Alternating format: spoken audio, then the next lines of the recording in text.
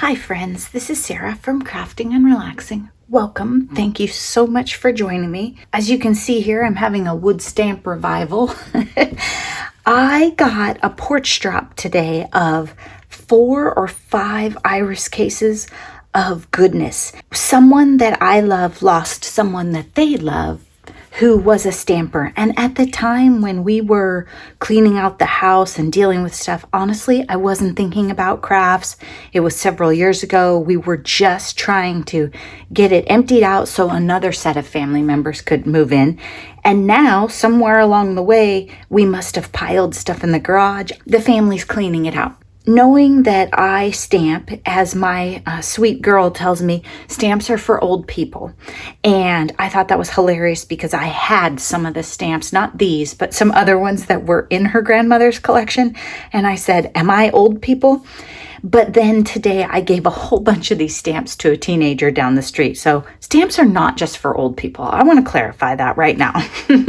So I'm going to show you these stamps, and then there's another iris case full of paper and stuff that we should take a look and see what's in there. She had the most amazing collection of snowmen and Christmas stamps. It was impressive. Over the years, I have dialed back my Christmas collection and holidays, just seasonal in general. You know that I have a lot of general cheerful sentiments or inspirational quotes, but today I just went right back the other way because I couldn't help it. So I'll just show you up close 3 in a row. These would be really cute to stamp in a series and put across a card. You could make a whole bunch of them really cute and really fast. And those are from Denami Design Company, 2004. Winter, this is a reverse one. So it's going to stamp, oh, that's funny. It actually says winter. There must have been a seasonal set. But if I don't want that, I can just trim right across there. It's going to stamp the blue background and leave the snowflakes unstamped. It's the negative positive or flipped compared to most stamps. So I liked that.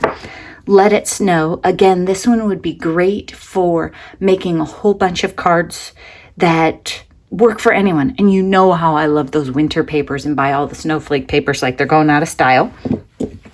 More snowflakes. Snowflakes. May you have peace, joy, and love during this holiday season.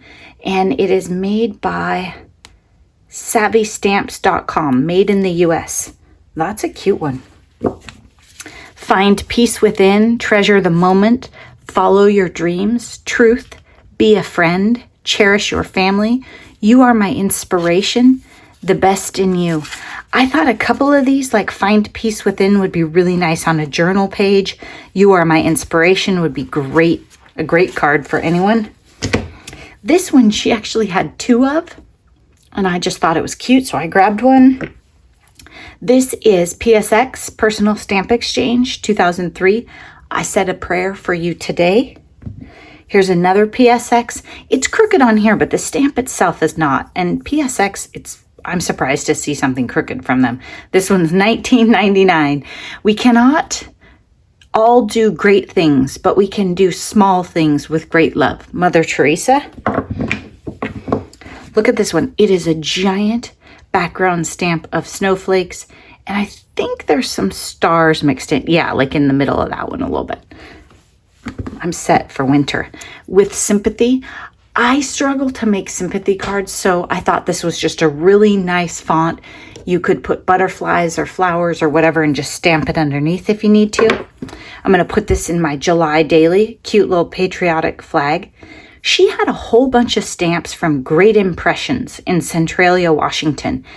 I don't remember that company. I don't know if they're still around, but she had a lot of those. And I don't know if there was a store near us that was selling quite a few of them, but very cute stamps. I like this one, and I thought this would be wonderful to make her granddaughter a card with. What a beautiful difference one single life made.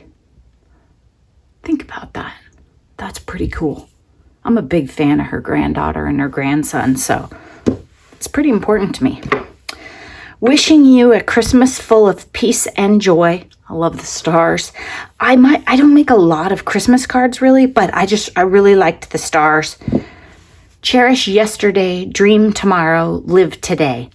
Journal page. Hello, that's awesome. I don't know what kind of card that would go in. Maybe a, hey, you've got this, don't panic type card, something like that. Starlight, star bright, a wish for peace on earth tonight. This one I liked just because it's small.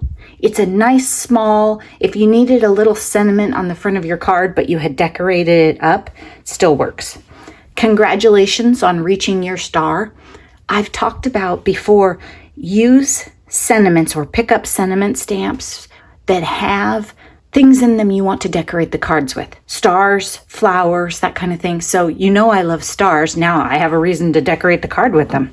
Merry everything, happy always. Love this one. Love it. I might just put this one on the wall and use it. I have one that says happy everything, and I've used it for tons of stuff. I think I've used it for weddings, birthdays, graduations, Tuesdays. Snowflakes. Every flower is a soul blossoming in nature. And this is an example. This would be gorgeous, decorated on a card with a bunch of flowers. Here's another one. Friendship is like a flower whose seed, if nurtured by love and care, will bloom forever. And I love the different way that this is done with friendship vertical down the side. This would be really neat on a horizontal card with a whole bunch of flowers over here. Joy, joy, joy, joy, joy, joy, joy. I could use this all year round if I could take out the joy to the world. So I could either use a marker and not do the to the world. I thought about cutting it out. I'm not sure if I'm ready to do that. I also could use, I'm going to use a tag, a ticket, because that's an example I have handy. I could have something right here and embellish here and then just have this as a background stamp. This would be really good for, oh look, here's a card back right here, a mini slimline. So love it. Not sure exactly what I'm going to use it on, but that's a lot of joy and you need that. I have a Christmas tree stamp that's all stars like this in my stash. If memory serves me, mine is a lot bigger. So when I use mine, there's not enough room to really decorate or to add big sentiments. This one corrects that. So it may be that I retire mine and keep this one. My hope is to not add all these to my stash, but maybe one in, one out kind of thing. I love snowflakes though, so I'm going to keep a whole bunch of these little snowflakes. Stars, put this on the wall. You're a great friend. I thought that was just a really good sentiment to put on thank you cards. You could say thanks and underneath it, you're a great friend, or you could put this on the inside. Stars. Get well soon. Best wishes. Holiday greetings. Thanks so much. Thinking of you. You're invited. Good luck. These are nice, small sentiments, and I never have enough get well soon, good luck, best wishes, holiday greetings. What I'll probably do is divide these up. I won't keep them in the box. I'll take the holiday greetings and I'll put it with my holiday stuff. I'll probably donate the you're invited. I don't know about the thinking of you. I might keep that because it's better than this one, and I'm tired of it.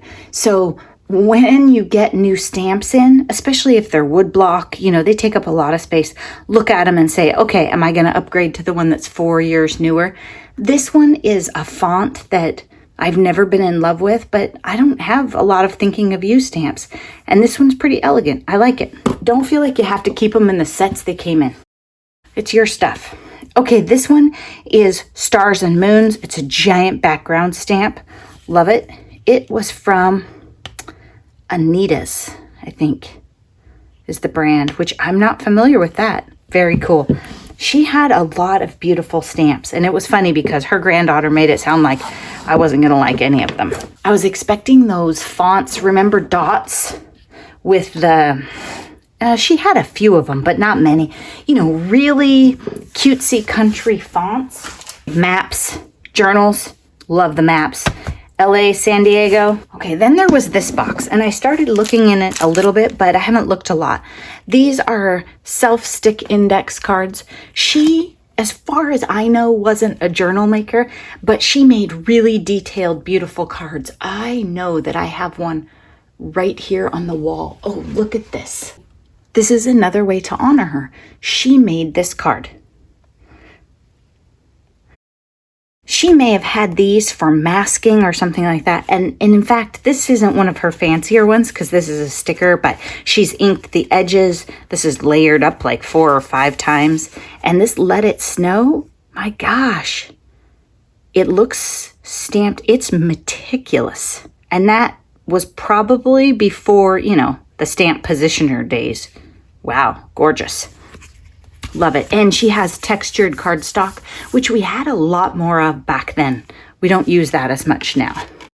So that one was from her. Self-stick index cards. This says sticky stacks, pad of 40 self-adhesive tags. These would be neat in, and those are all the colors, in journals. Like I could just pull out a section and it could be like Post-its on a page. These are, I don't know exactly what they are, but you can put your 12 by 12, maybe it's like a project kit holder thing. They were in this envelope. This looks to me like scraps sorted by color. And in fact, I used some pink out of here today. Here's groups of things. Maybe they're unfinished objects, or maybe it's just her scraps. Look at that. It's like a textured shimmer paper. Red, brown. I'll pull out the red and put that in my July daily. No point in wasting any of this. You just go through and you look and you see what's in there. Okay, then in here, tons and tons of stuff. These are kits. So these are card bases to fold and use. Even if I don't want to use them as card bases, sometimes these aren't. If you use 110 pound cardstock or 120 pound, these kits you might not find satisfactory, but they'll be gorgeous in journals. And look at all these envelopes. Whew, I might have to make an envelope flip book or an envelope journal, whatever you call them. But I might need to make a journal that's all envelopes. Gorgeous colors too. Look at that lavender. And again, these must have been the card bases that came with them. Cute little envelopes. This, I think I had some of this color back in the day. It's like a marbly blue-gray. And a whole bunch of these products came out of a company in Eugene called Paper Accents. And they're still there and going. Envelopes that she'd set aside. Cards. Place cards. I'm guessing she didn't buy them for a fancy dinner party, but she might have. Oh my gosh, that's a craft store that hasn't existed in my town for 10, 20 years maybe? It's been a long time. About 100 years ago, I took a cake decorating class there. And we used to buy stamps and card making stuff there. Cute tags. Post-its, more tags. A kit that was all tags and twine. I'm trying to get to them. They're covered.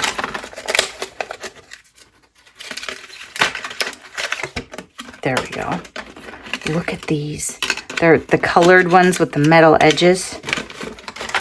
Definitely use those. A whole bunch of bookmarks. And then what are these? Do you think they're bookmarks? Card making. 100 mini cards. Oh my gosh, look at these.